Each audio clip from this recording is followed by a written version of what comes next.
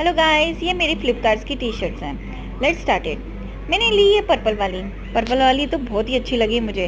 ये dress guys बहुत अच्छी है। Positive vibes only. मैं तो हमेशा पॉजिटिव रहती हूँ, थॉट्स भी पॉजिटिव करती हूँ एंड जो लोग पसंद करते हैं वो अच्छी बात है। ये देखिए, ये है purple colour which is such a nice and beautiful. Next is my happy mood.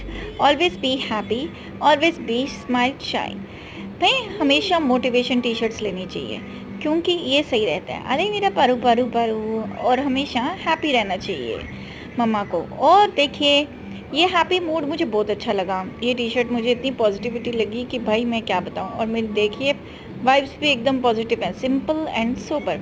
Butterfly, I always feel like a butterfly. Butterfly मेरे लिए अच्छी है। ये ब्लू वाली टी शर्ट बटरफ्लाई बहुत अच्छी है। You feel like a fly high in the sky. ये है मेरी फ्लिपकार्ट्स की T shirts. Like and share, subscribe guys.